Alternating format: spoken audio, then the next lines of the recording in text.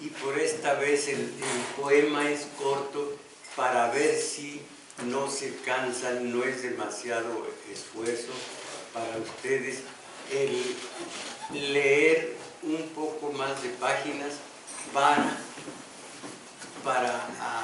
redondear el par de asuntos que vamos a tratar, que trató Rulfo en esta ocasión, para no dejar trunca la lectura. Acuérdense ustedes, ¿alguien recuerda cuál fue el último episodio, digamos así, que leímos la vez pasada? ¿Alguien se acuerda? No se acuerda.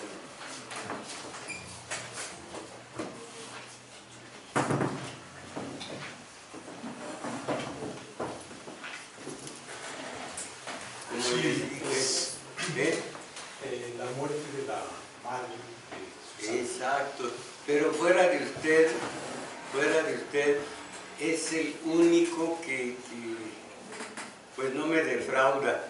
Sí, precisamente cuando el monólogo, el soliloquio de una muerta, Susana San Juan.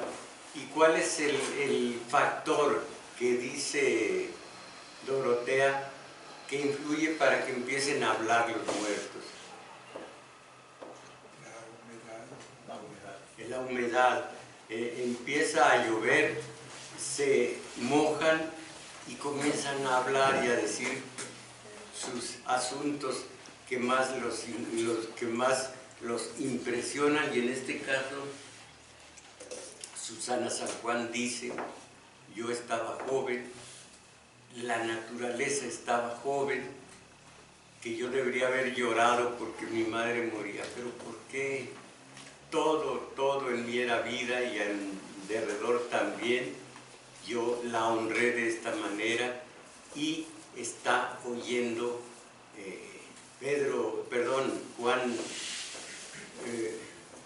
Juan Preciado, porque se durmió Dorotea. Ese submundo es mucho más real y mucho más interesante que el mundo de arriba, donde viven 4 o 5 individuos más los 2 hermanos incestuosos. Son los únicos allá arriba, y los que viven no hablan, siempre están asustados por tanta ánima que sale en la noche a gemir, a quejarse, a hacer murmullos, a gritar: hay vida, no me mereces, y demás. Pero aquí abajo hay mucha tranquilidad, y en cuanto se remueven los muertos con la humedad, comienzan a decir de alguna manera su vida. Y acaban de oír, Juan Preciado acaba de oír a Susana hablar de su juventud de una manera nostálgica, hermosa, porque de allí en adelante fue una vida terrible. Y le dice Susana: dime si escuchas algo más.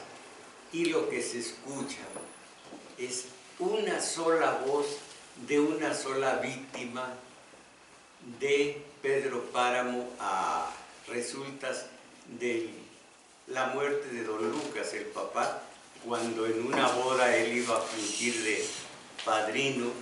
Una bala que iba destinada al novio le pega a él, pero no saben de quién sería esa bala, y en aquello de las dudas arrasa Pedro Páramo con todos los que estuvieron en la festividad aquella. Y aquí, antes de entrar en materia, digo a ustedes, no, esto no lo voy a decir ahora porque hay que estar analizando diversas páginas. Entonces, por ahora vamos a ver lo de la voz que sigue a la de Susana San Juan. Miren, el lenguaje es altamente poético. Les he dicho esto, como hay un equívoco en esto de la prosa poética. Algunas personas, y sin ánimo de ser misógino, casi siempre poetisas, que no poetas mujeres, poetisas, usan un lenguaje acaramelado, un lenguaje de mielecita en penca, y se cae en la cursilería y se cree que esa clase de lenguaje es la prosa poética. Por supuesto que no.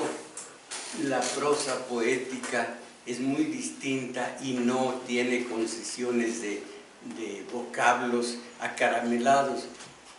Aquí, tanto en el lenguaje del mundo, del submundo de Comala, el lenguaje de los muertos, como el del estilo realista, tiene una altísima calidad poética, sin caer en ninguna clase de preciosismo, ni mucho menos. Todo viene de las situaciones que narra Pedro Páramo.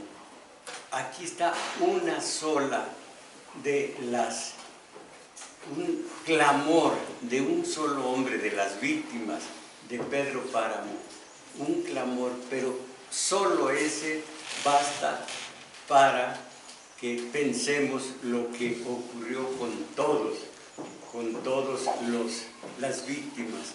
Esto, hagan de cuenta que es un clamor de uno de los clásicos griegos que aquí hemos visto lo de Hécuba, y más adelante, terminando esto, vamos a ver tal vez, ¿cómo se llama? Ifigenia. Fíjense, comienza así. Dice Susana, acostada, tendida en el inframundo: cuando vuelvas a oírla, a Susana, me avisas, me gustaría saber lo que dice. Ya estuvo hablando, ya le dijo Juan Preciado de qué habló, y ahora le dice, si vuelve a hablar, dime, porque Dorotea se había dormido. Y entonces, cuando vuelvas a oírla, me avisas, me gustaría saber lo que dice. Y luego él, oyes, parece que va a decir algo, se oye un murmullo. Ella, no es ella. Dice Dorotea, no es ella. Eso viene de más lejos, de por otro rumbo, y es voz de hombre. Lo que pasa con estos muertos viejos es que en cuanto les llega la humedad, comienzan a removerse y despiertan. Miren la maestría de este hombre, Rulfo, para poner este clamor de la víctima ya muerta.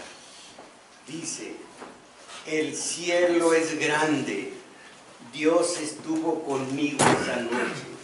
De no ser así, quién sabe lo que hubiera pasado, porque fue ya de noche cuando reviví. ¿Lo oyes? ¿Lo oyes ya más claro? Sí. Y luego esta víctima tenía sangre por todas partes, y al enderezarme chapoteé con mis manos la sangre regada en las piedras, y era mía montones de sangre, pero no estaba muerto. Me di cuenta, supe que don Pedro no tenía intenciones de matarme, solo darme un susto.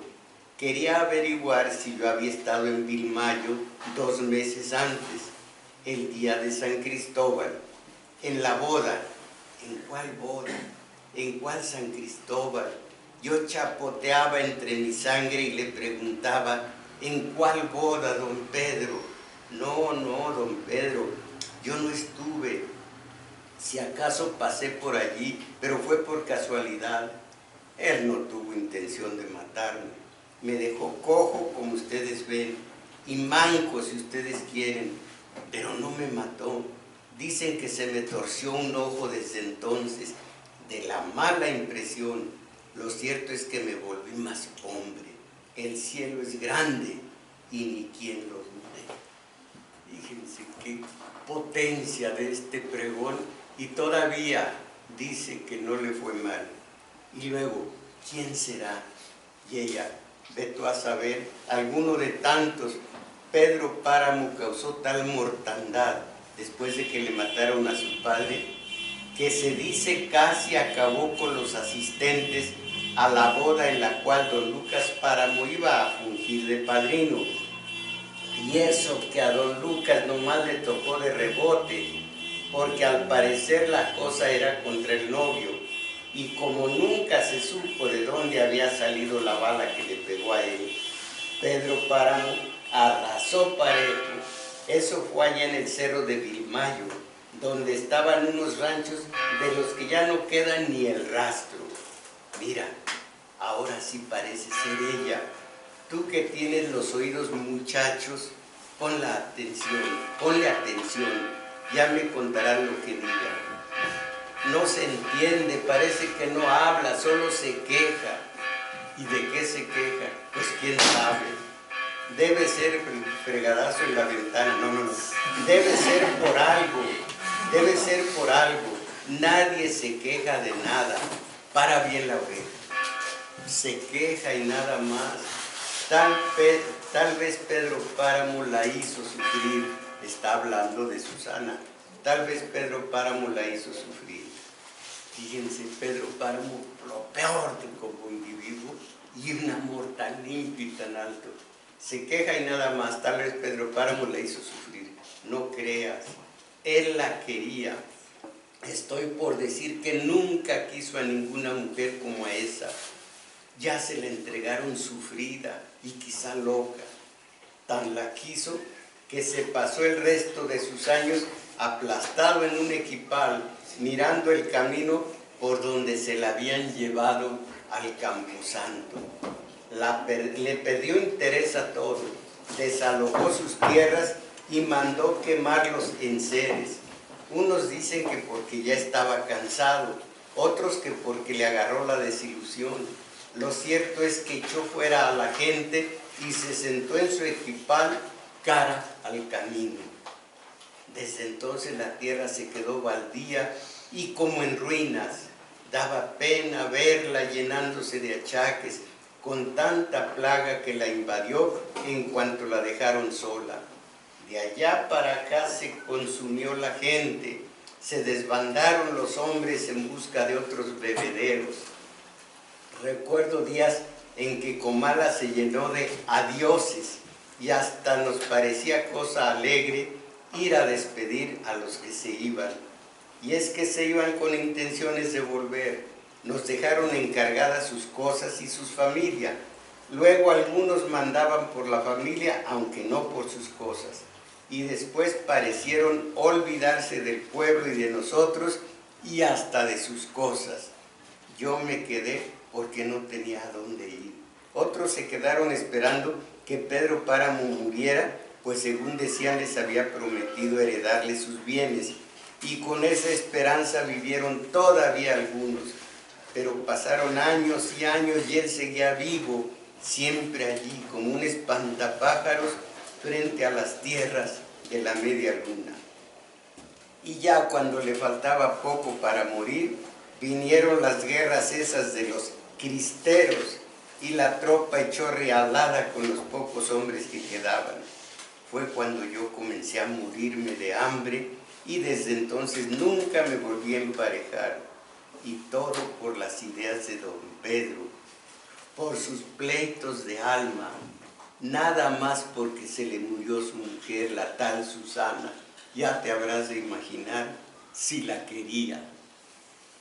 Ahora, esto fue un diálogo en el inframundo. Ahora, estilo realista, no baja el lirismo, es absolutamente, es igual. Fue Fulgor Sedano quien le dijo: patrón, ¿sabe quién anda por aquí? ¿Quién? Bartolomé San Juan. Y eso es lo que yo me pregunto, ¿qué vendrá a hacer? ¿No lo has investigado? No, vale decirlo. Y está muy difícil la puntuación. No, vale decirlo. Y es que no ha buscado casa, llegó directamente a la antigua casa de usted. Allí desmontó y apeó sus maletas, como si usted de antemano se lo hubiera alquilado. Al menos le di esa seguridad. ¿Y qué haces tú, Fulgor, que no averiguas lo que pasa? ¿No estás para eso? Me desorienté un poco por lo que le dije, pero mañana aclararé las cosas si usted lo cree necesario. Lo de mañana déjamelo a mí, yo me encargo de ello. ¿Han venido los dos? Sí, él y su mujer. ¿Pero cómo lo sabe? ¿No será su hija? Pues por el modo como la trata, más bien parece su mujer. Vete a dormir, Fulgor, si usted me lo permite. Aquí también, según se infiere, aquí también hay incesto. Le habla de tú y le da por su nombre, le dice ella Bartolomé. Bueno, ahora, el monólogo, el soliloquio de Pedro por la mujer, imagínense. Esperé 30 años a que regresara Susana, esperé a tenerlo todo, no solamente algo, sino todo lo que se pudiera conseguir, de modo que no nos quedara ningún deseo, solo el tuyo, el deseo de ti. ¿Cuántas veces invité a tu padre a que viniera a vivir aquí nuevamente, diciéndole que yo lo necesitaba? Lo hice hasta con engaños. Le ofrecí nombrarlo administrador con tal de volverte a ver. ¿Y qué me contestó? No hay respuesta, me decía siempre el mandadero. El señor don Bartolomé rompe sus cartas cuando yo se las entrego. Pero por el muchacho supe que te habías casado y pronto me enteré de que habías quedado viuda y le hacías otra vez compañía a tu padre. Luego el silencio. El mandadero iba y venía y siempre regresaba diciéndome: no los encuentro, don Pedro. Me dicen que salieron de mascota y unos dicen que para acá y otros que para allá. Y yo: no repares en gastos, búscalos, ni que se los haya tragado la tierra. Hasta que un día vino y me dijo: he repasado toda la sierra, indagando el rincón donde se esconde don Bartolomé San Juan, hasta que he dado con él, allá perdido en un agujero de los montes, viviendo en una covacha hecha de troncos, en el mero lugar donde están las minas abandonadas de la Andrómeda. Ya para entonces soplaban vientos raros, se decía que había gente levantada en armas, nos llegaban rumores. Eso fue lo que aventó a tu padre por aquí, no por él, según me dijo en su carta, sino por tu seguridad. Quería traerte a algún lugar viviente.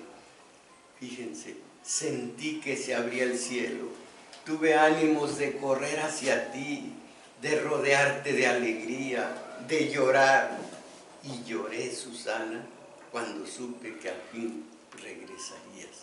Es un monólogo de él, por supuesto. Ella no lo oye, pero miren, hay que analizar, y voy a hacerlo con ustedes, esto de un Pedro Páramo. De esto les hablo después. Oigan la impresión de Bartolomé a su hija. Hay pueblos que saben a desdicha, se les conoce con saber un poco, hay pueblos que saben a desdicha, se les conoce con sorber un poco de su aire viejo y entumido. pobre y flaco como todo lo viejo. Este es uno de esos pueblos, Susana.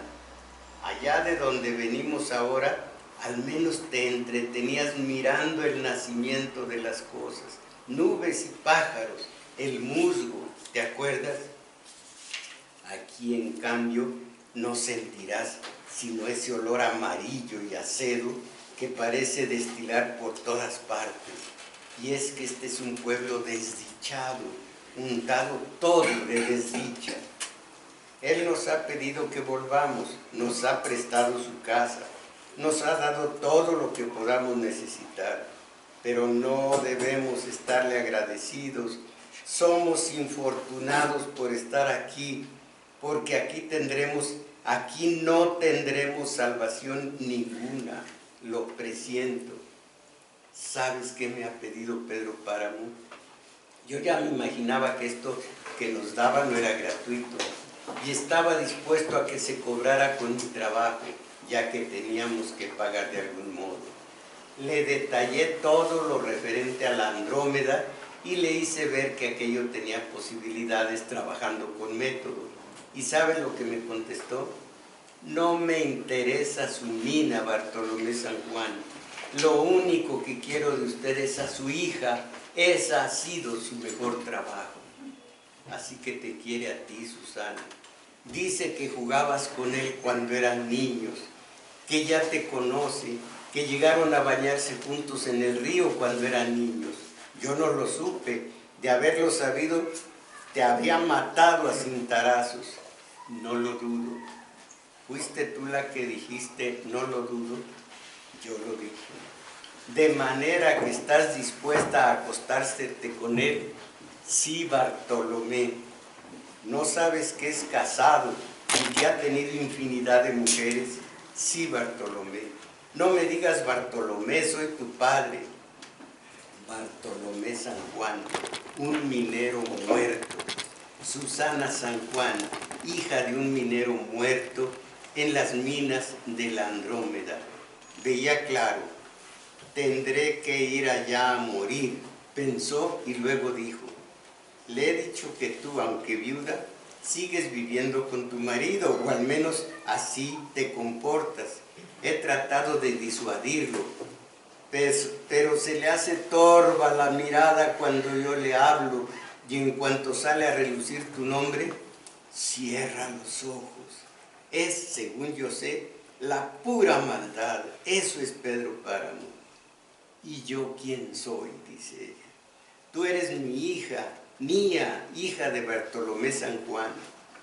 En la mente de Susana San Juan comenzaron a caminar las ideas, primero lentamente, luego se detuvieron para después echar a correr de tal modo que no alcanzó sino a decir, no es cierto, no es cierto, lo de que eres mi hija, no es cierto, no es cierto. Y luego él, este mundo que lo aprieta a uno por todos lados, que va vaciando puños de nuestro polvo aquí y allá, deshaciéndose en pedazos como si rociara la tierra con nuestra sangre. ¿Qué hemos hecho? ¿Por qué se nos ha podrido el alma? Tu madre decía que cuando menos nos quedaba la caridad de Dios. Y tú lo niegas, Susana. ¿Por qué me niegas a mí como tu padre? ¿Estás loca? ¿No lo sabías? ¿Estás loca? Claro que sí, Bartolomé, ¿no lo sabías?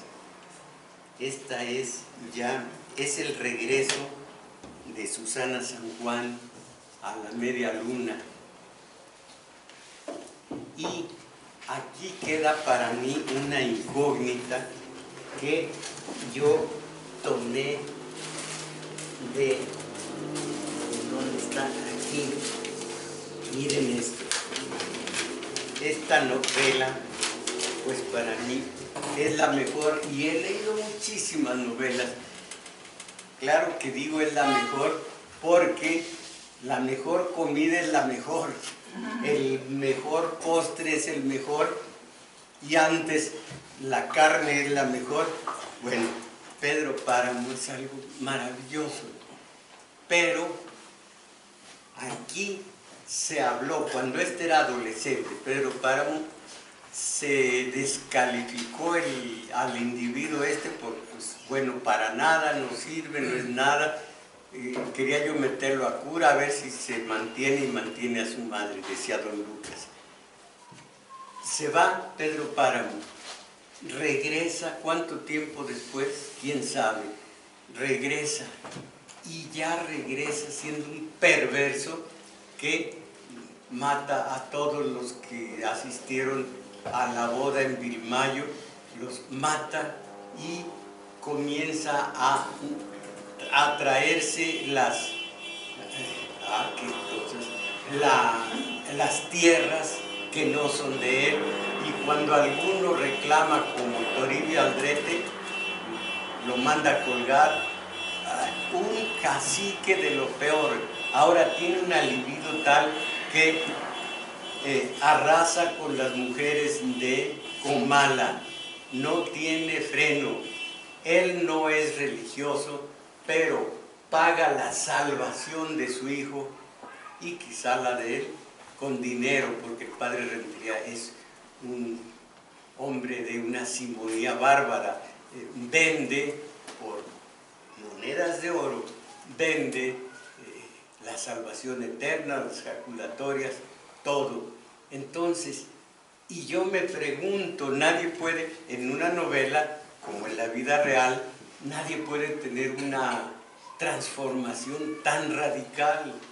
Si no era un hombre, si era un adolescente echado a perder, que era flojo, no tenía ambiciones y demás, ¿cómo? ¿En dónde vivió? ¿Con qué gente vivió? Cuando ya regresó, ya tenía algunas muertes en la conciencia, ¿qué fue qué escuela tuvo como para ser el matón que fue después destruyendo Comala? Aquí está el principio de todo. Primero, en la media luna quemó sus enseres y ya no auxilió a Comala, y Comala empezó a morir. ¿Cómo fue su educación ya fuera del dominio paterno? Es algo que no puedo entender, y me puse a rastrear en la novela y tengo distintas páginas para que tratemos de ver cómo fue que cambió este ser humano de ser un bueno para nada a ser un cacique tremendo. No se detuvo en nada para mujeres, para asesinatos, para robos, bueno, pero un amor altísimo, limpio por Susana San Juan. En la página 15 de mi edición está esta remembranza de Susana, y yo pienso, está aislado en medio de una escena totalmente realista. Abuela, vengo a ayudarle a desgranar maíz. Ya terminamos, pero vamos a hacer chocolate. Es una escena donde este Pedro Páramo es adolescente. Con la mamá va con la abuela y todo lo demás. Pero entre bastardillas, para que se note, viene una remembranza de Susana tan hermosa que dice: a centenares de metros, encima de todas las nubes, mucho más allá de todo, estás escondida tú, Susana, escondida en la inmensidad de Dios, detrás de su divina providencia, donde yo no puedo alcanzarte ni verte, y a donde no llegan mis palabras. Hay que suponer, porque el arte moderno nos deja esa oportunidad de hacer la parte que le falta, y que a propósito le falta a una novela o a una película para que nosotros lo pongamos. Esto está, ¿qué estás haciendo? Rezando, le dice la abuela. No, abuela, solamente estaba viendo llover. La abuela lo miró con aquellos ojos medio grises, medio amarillos que tenía y que parecían adivinar lo que había dentro de uno. Vete pues a limpiar el molino. Un adolescente, una escena totalmente realista. Y esto supongo que ya se murió Susana, que él, ya adulto por supuesto, la está echando de menos a centenares de metros, encima de todas las nubes, más allá, mucho más allá de todo, estás escondida tú, Susana, escondida en la inmensidad de Dios, detrás de su divina providencia, donde yo no puedo alcanzarte ni verte y a donde no llegan mis palabras. Esto, como les digo, forma parte del perfil psicológico de Pedro Páramo. Ese Pedro Páramo de la incógnita. ¿Cómo cambió tanto? Ahora, ¿de dónde diablos habrá sacado esas mañas el muchacho?, pensó Fulgor Sedano mientras regresaba a la media luna. Aquí ya le dio órdenes Pedro Páramo a Fulgor, el administrador, y le dijo, nomás que no me hables de tú, de usted, y agrégale el don. Entonces, ¿de dónde diablos habrá sacado esta maña el muchacho?, pensó Fulgor Sedano mientras regresaba a la media luna. Yo no esperaba de él nada. Es un inútil, decía de él mi difunto patrón don Lucas, un flojo de marca. Yo le daba la razón. Cuando me muera váyase buscando otro trabajo, Fulgor. Sí, don Lucas. Con decirle, Fulgor, que he intentado mandarlo al seminario para ver si al menos eso le da para comer y mantener a su madre cuando yo les falte, pero ni a eso se decide. Usted no se merece eso, don Lucas. No se cuenta con él para nada, ni para que me sirva de bordón, servirá cuando yo esté viejo. Se me malogró. ¿Qué quiere usted, Fulgor? Es una verdadera lástima, don Lucas.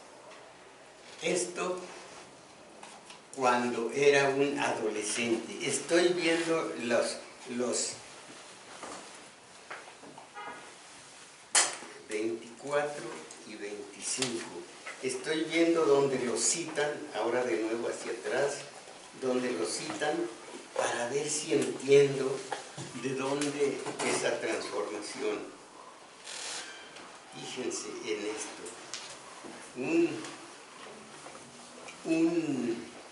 Cuando le dice han matado a tu padre, o sea, don Lucas, el puro final.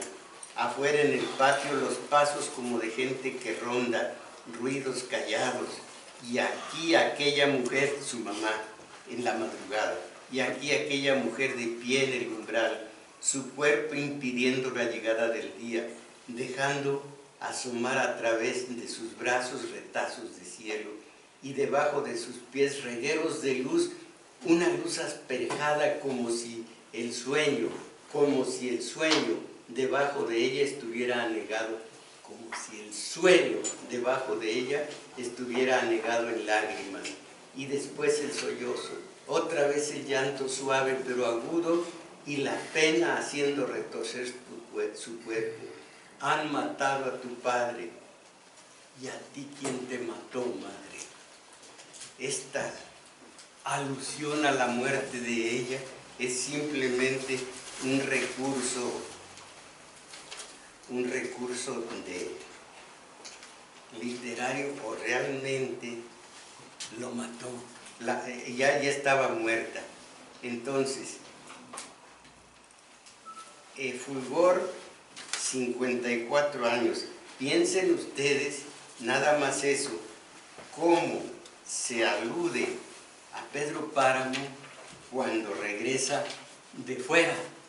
Y ya es otro. Como les digo, ¿qué habrá sido? ¿Habrá tenido una pandilla de asesinos con él? ¿Cómo habrá sido? Entonces, en la página 54, cómo está muriendo permítanme, solo acudo a esto para que intentemos entenderlo. 35. ¿Cuántos años del crimen de Toribio Aldrete?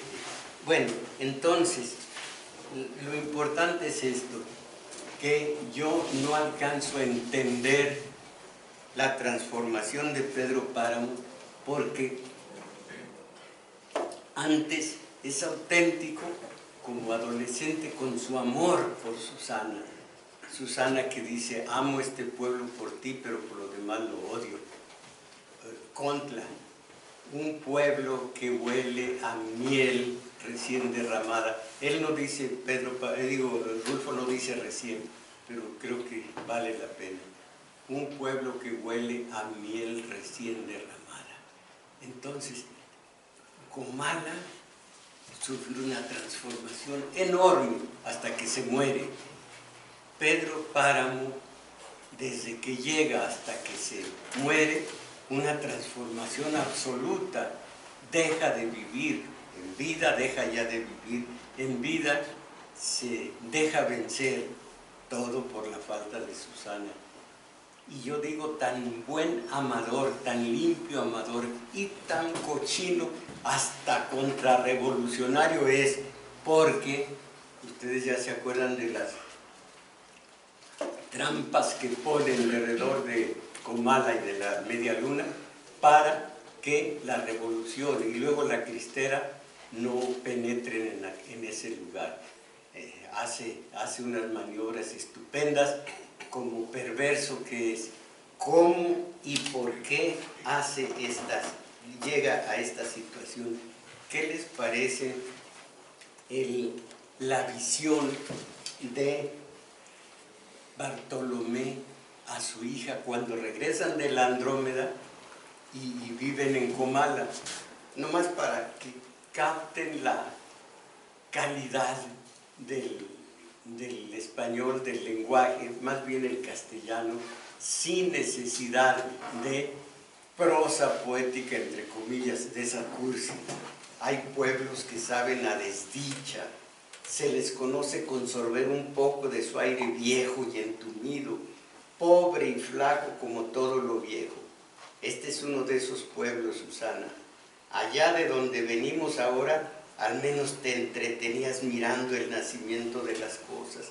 Nubes y pájaros, el musgo, ¿te acuerdas? Aquí, en cambio, no sentirás sino ese olor amarillo y acedo que parece destilar por todas partes. Y es que este es un pueblo desdichado, untado todo de desdicha. Él ha pedido que volvamos, pero les dice, no es por nosotros, no es por mí, es por ti, porque pues quiere tenerte cerca. Vean la diferencia que hay del Comala, que huele a miel recién derramada, que el viento hace riza el horizonte, moviendo las guías, el trigo. Toda esa belleza y esa naturaleza en flor, esa vida palpitante en Comala, al cabo de algún tiempo de regresar Pedro Páramo y empezar a agredir a Comala, los que pueden irse se van. Ustedes saben que al mero principio se ve que la suicida Eduviges Diana dice, está todo entilichado, los que se fueron me dejaron las cosas aquí. Y platiqué con ustedes cómo los que estaban vivos, los que estaban enteros, se iban, no aguantaban el cacicazgo de Pedro Páramo. En cambio, los que estaban muertos tenían que seguir vivos, muertos vivos, en el pueblo de Comala, en donde había murmullos, gritos, quejidos y voces sin dueño. Ese era el Comala después de que comienza a hacer en él en el pueblo la acción de Pedro Páramo. Aquí está el misterio que yo no logro descifrar. ¿Qué fue lo que lo hizo cambiar después de que era un hombre que no tenía, segundo Lucas, no tenía ningún futuro, estaba echado a perder? Entonces, y tú niegas, Susana, ¿por qué me niegas a mí como tu padre? ¿Estás loca? ¿No lo sabías? ¿Estás loca? Claro que sí, Bartolomé, no lo sabías. Ella ya está destruida después de su gran amor, que no era Pedro Páramo, sino el marido de Florencio. Ahora, esto último, pequeña capítulo, para no cansarlos. Oigan esto, caramba, ¿sabías, Fulgor, que esa es la mujer más hermosa que se ha dado sobre la tierra? Llegué a creer que la había perdido para siempre, pero ahora no tengo ganas de volverla a perder. ¿Tú me entiendes, Fulgor? Dile a su padre que vaya a seguir explorando sus minas, y allá me imagino que será fácil desaparecer al viejo en aquellas regiones a donde nadie va nunca, ¿no lo crees? Puede ser. Necesitamos que sea. Ella tiene que quedarse huérfana. Estamos obligados a amparar a alguien, ¿no crees tú? No lo veo difícil. Entonces, andando, Fulgor, andando. Y si ella lo llega a saber, ¿quién se lo dirá? A ver, dime, aquí entre nosotros dos, ¿quién se lo dirá? Pues estoy seguro que nadie. Quítale el estoy seguro que del nadie. Estoy seguro que, quítaselo desde ahorita y ya verás cómo todo sale bien. Acuérdate del trabajo que dio dar con la Andrómeda. Mándalo para allá a seguir trabajando, que vaya y vuelva. Nada de que se le ocurra acarrear con su hija. Esa aquí se la cuidamos. Allá estará su trabajo y aquí su casa a donde venga a reconocer. Díselo así, Fulgor. Me vuelve a gustar cómo acciona usted, patrón. Como que se está como que se están rejuveneciendo los ánimos. Todo porque regresó Susana. Fíjense, el puro principio, para que capten lo que es la maestría de no un genio, pero sí un talento como Rufo. Sobre los campos del valle de Comala está cayendo la lluvia, una lluvia menuda, extraña para estas tierras que solo saben de aguaceros. Es domingo, de Apango han bajado los indios con sus rosarios de manzanillas, su romero, sus manojos de tomillo. No han traído ocote porque el ocote está mojado, y ni tierra de encino porque también está mojada por el mucho llover. Tienden sus hierbas en el suelo, bajo los arcos del portal, y esperan. La lluvia sigue cayendo sobre los charcos. Miren qué bien saben cambiar del pasado al presente cuando así se necesita. Ahora los indios, está contada la escena en presente. Y hay un desconsuelo, no más que los indios no se desesperan, ni están tensos, ni nada, pero es un día de mucha lluvia y cuando no hay ventas. Ahí se ven los indios, siempre pobres, pero estos tienen un buen humor mientras están tratando de vender sus mercancías. Entonces aquí queda, según lo leído, el enorme amor de un asesino, para no decir lo demás, de un lujurioso, para no decir lo demás, de un ladrón de tierras, para no decir lo demás, de un contrarrevolucionario, para no decir lo demás. Aquí está Pedro Páramo como amador, y a mí me conmueve el verdadero amor de alguien, sobre todo si se trata de un individuo que es mala persona de principio a fin y que tenga esa fidelidad a Susana. Ya verán, quien no ha leído Pedro Páramo, vamos a ver lo que sigue, unas páginas absorbentes y tremendamente emotivas. Por lo pronto ya se va a ver el destino de Bartolomé San Juan, el de la viuda, el de Susana en Comala, más bien en la casa grande de la Media Luna, y el desastre que eso va a ocurrir. Todo esto ya para empezar a enfilarse hacia el fin de la novela. Y alguien nomás, esto no es usual, pero yo digo, alguien se puede explicar la transformación de Pedro Páramo, una transformación racional.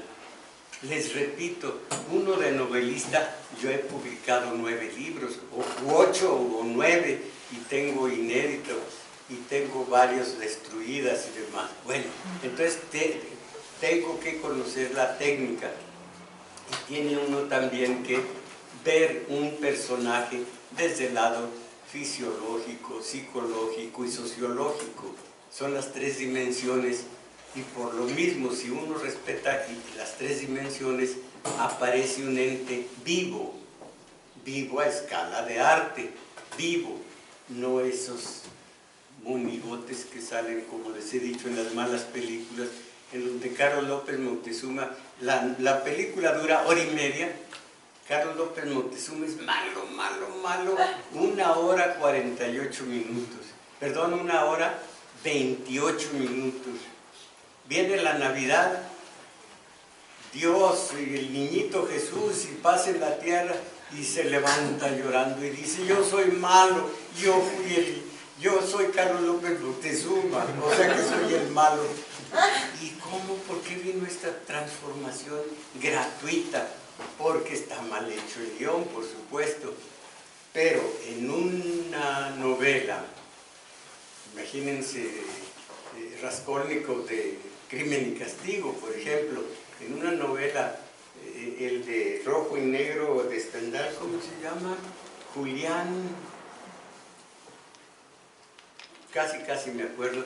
Bueno, estos personajazos están bien construidos, no hay nada falso en ellos. Y Pedro Páramo no tiene nada de falso. Lo que tiene, digo yo, es cómo carambas cambió tanto, el echado a perder al que iban a mandar a un seminario que no sabían qué hacer con él, y que regresa, pero como tigre, haciendo tanto mal a Comala, a la Media Luna. ¿Alguien se puede explicar esta transformación? Yo no. Nada. Bueno, no importa. La responsabilidad es mía y me doy porque no entiendo. Espérenme. Pero cuando la transformación se da al momento de fallecer su padre, es cuando se ve... No. Cuando el principio de todo es cuando Fulgor toca y queda mucho tiempo, deja mucho tiempo el Pedro Páramo para abrirle. Y entonces, a lo mejor esto ya ocurrió la matazón, puede ser, pero nadie, creo yo, psicológicamente nadie, viendo que le matan al padre, cambia de una manera tan radical. Como les digo, viendo desde el lado psicológico un personaje de esa naturaleza, si no hubiera habido antecedentes, que era un tipo echado a perder, no sirve para nada. Sí, pero ya todavía no era adulto, era adolescente. Sí, pero cuando regresó, vamos a suponer que al regresar él era un bueno para nada, era un débil, era un tipo sin carácter, era un tipo sin agarraderas, era un tipo sin lo demás. ¿A poco con una matanza con una muerte del padre puede cambiar? Todos estamos en duda sobre eso y todos podemos tener razón o no, pero ahí está para mí esa incógnita que no desmerece para nada la calidad enorme de Pedro Páramo. Y aquí, perdón. Entre las muchas historias que caben ahí, pudiera ser que cuando hablan de que lo van a mandar al seminario, lo hubieran mandado, ya como llevaba el germen del ocio, del malogrado, como dice su padre, pues se encuentra todo ese mundo criticable de la vida clerical, y ahí encuentra lo peor de lo malo. Pudiera ser una versión. La otra es que pudiera haberse ido de ahí, salido de ahí, y tener una vida tipo Periquillo Sarmiento, ¿no? Ya con el gusano de la pillería, irse y haberse rozado con el México de entonces y regresar a Comal. O sea, pues son dos historias que pudieran caer entre quizás... Más bien pudiera ser, nada más que el Periquillo nunca tuvo los arrestos de gente mala, era gente pícara nada más, no malo. Pero pues sí, todo cabe en un Pedrito sabiéndolo acumular. Esto es pequeñito porque abusé de la lectura. Hijos, saquen mesa del... ¿Se acuerdan la anécdota? ¿Se acuerdan la anécdota? Muy sutil, no la voy a decir claramente. El padrecito que está diciendo su sermón y afuera un vendedor. Huevos duros. Bueno, padrecito, saquen meses de la mercancía. Bueno,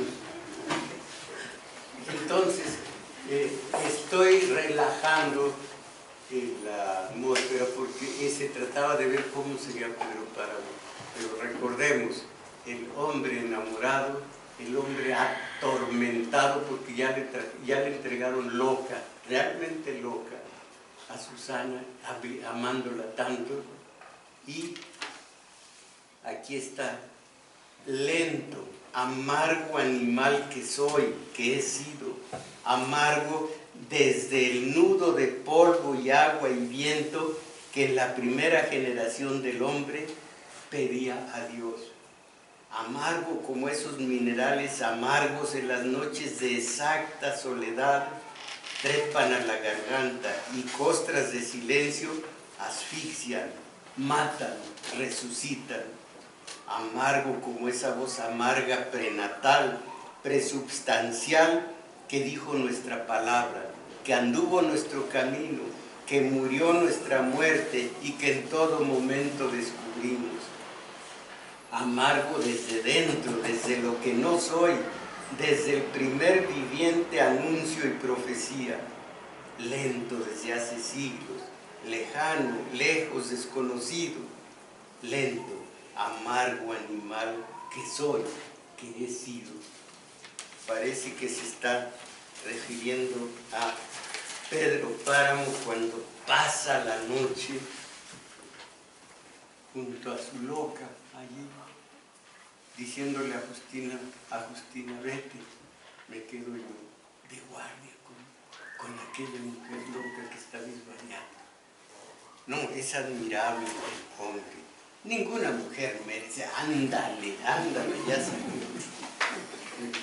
Bueno, entonces vamos a seguir viendo Pedro Páramo y analizando, pero más que nada disfrutando de una clase de lenguaje único. Miren, he leído, no me refiero a traducciones, cité a Dostoyevsky, pero no en cuanto a estilo, porque son traducciones.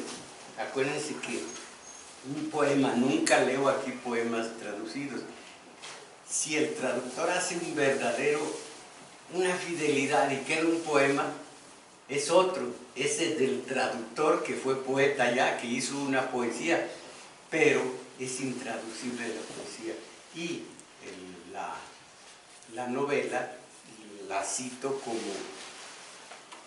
como ejemplos de estos personajes, pero de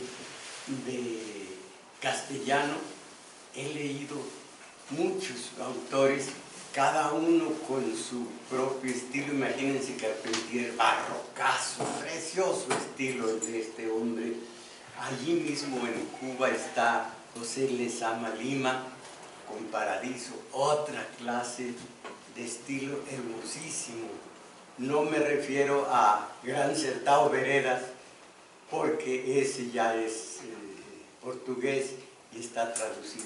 Pienso en las grandes novelas, como esta otra, El señor presidente de Asturias, no las del venezolano Rómulo Gallegos, porque tienen mucho de costumbrismo y eso no me gusta. Allí les dicen a ustedes cómo se cocinan los frijolitos charros y demás. Bueno, eso no me gusta. Pero las grandes novelas, en este momento no recuerdo algunas más, sino estas tres que les he dicho, tienen un estilo hermosísimo. Pero la María Luisa Bombal, con un par de novelas, se habla mucho de La amortajada. Es hermosa. No, pero hay una que se llama Detrás de la niebla. Es una maravilla. Dicen que Rulfo leyó esto antes de hacer Pedro Páramo. No, yo cuando no era periodista, sino simplemente escritor, rastreé mucho la ruta de Rulfo para Pedro Páramo. No lo pude encontrar. Decían, es este italiano, Svevo. Ay, bueno, Svevo. No, ninguno. Esto es único y, como les digo, hay que ver el lenguaje de Pedro Páramo sin aspavientos, sin que trate él de lucirse con palabras extrañas y con estilo rimbombante, a ras de suelo, o más bien debajo del suelo, que es donde está la verdadera vida, y una vitalidad. Creo que los dos, Bartolomé y el Donis, sí que se llama Donis,